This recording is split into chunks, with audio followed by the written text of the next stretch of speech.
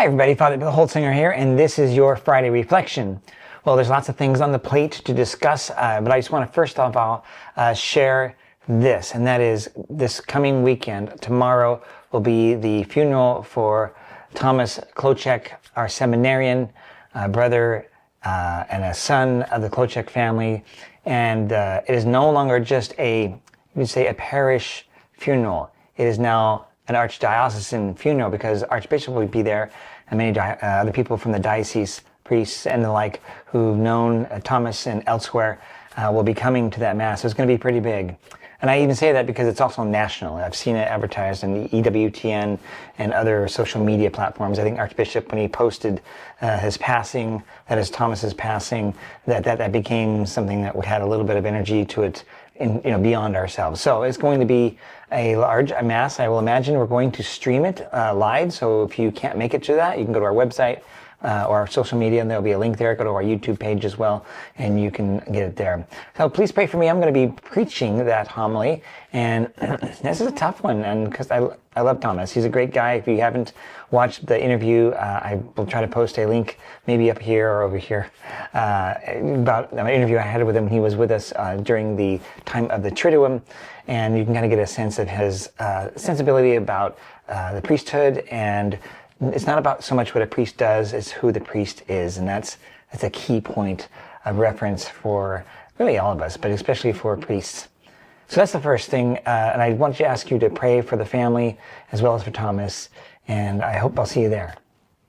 Next, I want to encourage you to read the encyclical by Pope Leo entitled Magnifica Humanitas.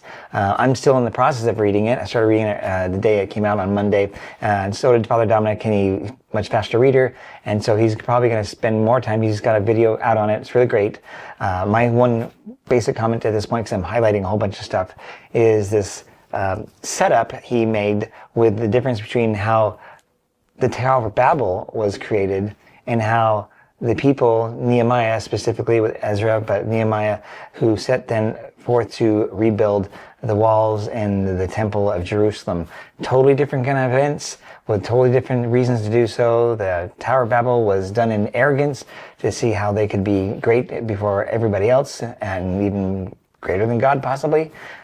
Whereas Nehemiah then gathered people together to help be collaborative in their approach to then rebuilding the temple and the walls, but also steeped in prayer for God's will and for God's will for his people. Very different things. And I find that it's really kind of interesting because as I'm looking forward to, let's say, a building possibly that we may be putting up that'll have offices and a new hall, we want to be doing that second part. We don't want to be doing it to see how great we are. We want to be doing it for God's glory. And that means that we as a community people need to rally together so that we can make sure that we have the right focus. And this will be a moment or moments for us to grow closer together in our approach to building this wonderful, hopefully, building that'll change lives because of the meetings that'll take place in it, or people that come to the office. I believe this is certainly an act of God's will, and of course we'll go forward and we'll see how that shifts, how God wants things to shift in it. It's not set in stone yet, and as soon as we get a closer sensibility of what the building's going to look like, I'll let you know, because we've already had a pretty different shift in the size as well as the orientation of the things in the building.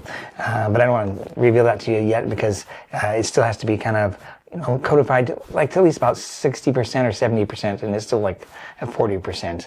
We'll get there in probably another month or two, so just let you know about that. Also, people have been asking about our photo directories.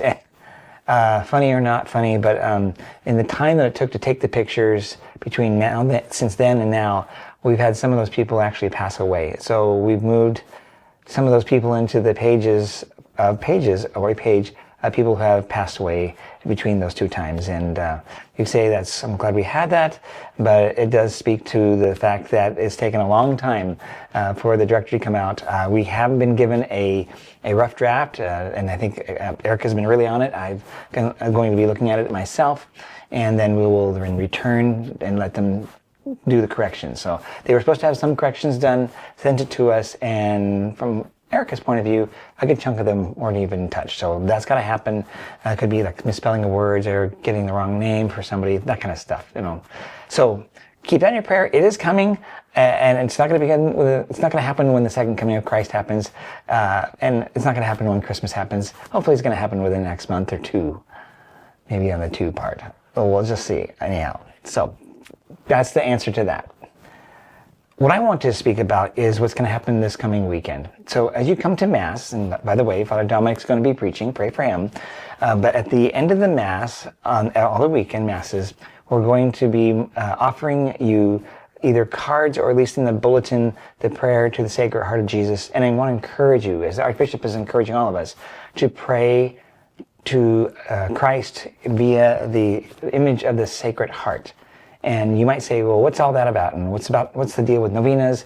Why is it that we're trying to consecrate our Archdiocese as well as the United States in this way?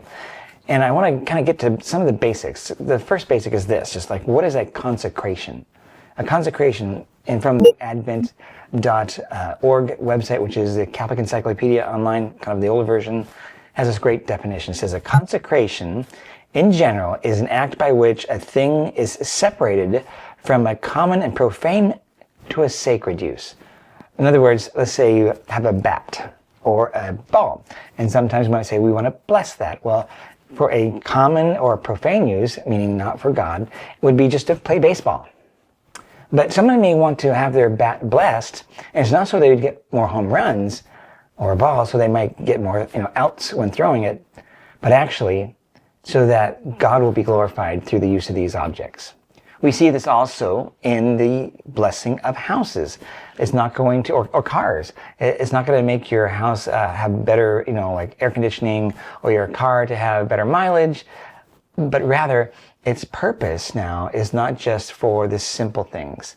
When we bless a car, we ask God to bless the passengers so that they may travel to and from, or houses, so they may live inside those houses for the glory of God, so that they will grow in faith while they're in the house. And I think many of us probably need our cars blessed as we drive, not just for protection, but that we ourselves will be, let's say, signs to the people around us as we drive. And I'm talking about holy signs, not the other kind of signs that we, let's just say we sometimes see other people give each other while driving, right? So that helps us then to be more holy people when we do consecrations.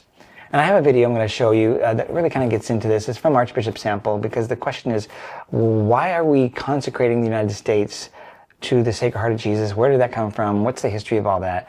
And I think, this video I'm going to show you here in a second kind of makes it really clear. So without any further ado, here's Archbishop Sample. Why consecrate the United States to the Sacred Heart of Jesus? On November 11th, the bishops of the United States voted to consecrate this nation to the Sacred Heart of Jesus. The consecration will take place in 2026 to celebrate America's semi-quincentennial, that is, the 250th anniversary of the signing of the Declaration of Independence. What does this mean?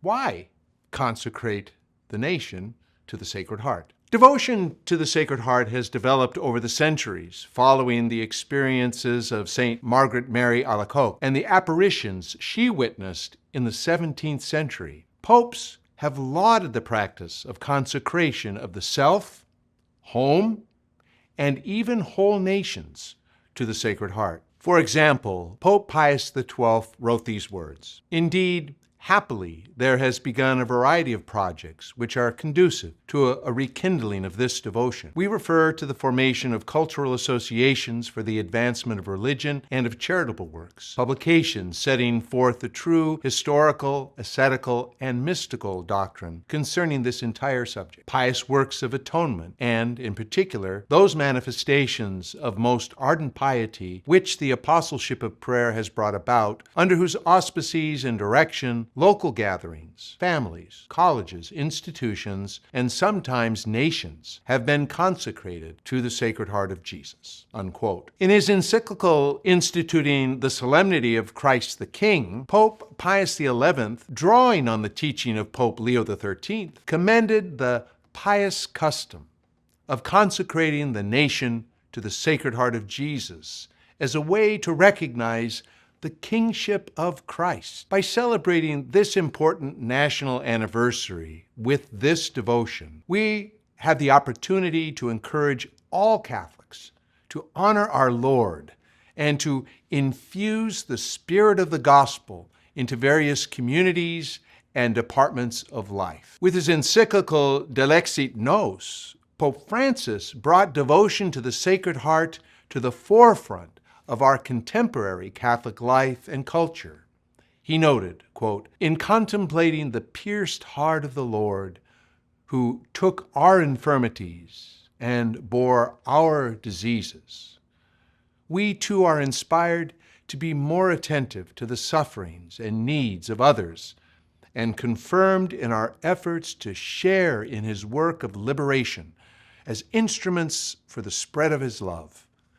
As we meditate on Christ's self-offering for the sake of all, we are naturally led to ask why we too should not be ready to give our lives for others." In Delexit Te, Pope Leo invited us to contemplate Christ's love, which moves us out on our mission to attend to our sisters and brothers suffering in the world today, particularly in our care for poor and vulnerable people. As we reflect with gratitude on the blessings God has bestowed on our country, our devotion to the Sacred Heart demands that we consider how we might foster truth, justice, and charity in American life. We are called to bring our faith into the actions we take and the lives we lead in our communities. We celebrate the ways the Church has contributed to a more just world, and we invite all in our society to see the face of Christ reflected in each sister and brother. We welcome God's kingdom of justice, fraternity, and solidarity, remembering that God has a special place in his heart for those who are discriminated against and oppressed, and he asks us, his church, to make a decisive and radical choice in favor of the weakest." Unquote. This anniversary and consecration gives us a special opportunity to promote the beautiful devotion to the Sacred Heart and to encourage the laity to offer their lives in service to God and their country. Okay, so now I hope you know that's what we're going to be doing, and I'm going to be handing out, or we're going to be handing out cards as we have them. And by the way, as I record this on Wednesday, we have maybe a stack of this many cards, and that's not going to do us even for a single Mass. But luckily and providentially and wisdom-wise, Erica is going to put and has put in to the bulletin the actual text of the prayer to the Sacred Heart that we are asking, and Archbishop asking all of us to then start praying it this weekend for 9 days. The idea of 9 days, this is a way of just kind of reminding us day after day, sets of three sets of three, that gives us 9, of the importance of some prayers. And there's history of the Church that encourages that we would pray over and over, not mindlessly praying. I mean, think about the Rosary, right? That's a set of 10 Hail Marys 5 times, and there's multiple mysteries, etc. But we're not to be mindlessly praying a rosary, but the repetition kind of helps break through sometimes our egos, our sensibilities. It helps us to remind us of things. And so there's been great evidence, I know for myself. For example, I prayed the Novena to St. Thérèse of Lisieux when I was discerning the call to be a priest. And I'll just say, after the 9th day, something happened. One of the things that commonly is known for some of these novenas is a sign. And in that particular novena, roses will appear to you out of the ordinary. And this is not magic, but with people with faith, we trust that God is hearing our prayers through, in this case, the Saint Thérèse. And wouldn't you know, I'm making this prayer. I didn't tell anybody I was doing it. And then I went to go see my mom. My dad had already passed away, and they had 2 bathrooms. And often when I would go visit when she was there and Dad was already passed on, I would use his side of the bathroom, and no big deal. But the day I showed up to her home, I was kind of setting myself up to put things in that side of the bathroom, and there was a vase or a small jar with roses. And I'm like, okay. Nobody knows anything about why those roses were there, as far as my praying for a sign, but they just were. By natural means, right? It didn't like appear out of nowhere. Mom purchased roses and decided to put them there, but she did not know she was participating in something greater. And so that was one of many, many confirmations for me that God is calling me to be a priest through St. Thérèse, who has a love for priests, and that was a prayer, a novena prayer. So this is an example. What we're being asked from the Archbishop is then, and from the U.S. bishops, is to offer a prayer to the Sacred Heart. Again, this is to Jesus. And I want to help you think about this. So the Sacred Heart, I'm going to show you an image I'll put up on the screen here. And I showed this in some of my homilies in the past, or I do talks about the theology of the body, and I use these images. Like on the left-hand side of this image, you see a warm heart. We often think of that in kind of a romance sense of heart. You see this on Valentine's cards and such. But the other side, on the right side, not the left side, but the right side, is the Sacred Heart of Jesus. It has a heart with thorns and fire and a cross. What is the signal? What is the sign of this? Well, it's the passion that Christ has for love of us. And the thorns symbolize, of course, his crucifixion, his suffering and willingness to die, to take on our sins and to heal us, to crush death in a final emptying of himself and pushing humanity through death into a resurrection in life. And so those are very different things. One is romantic love, and the other one is sacrificial love.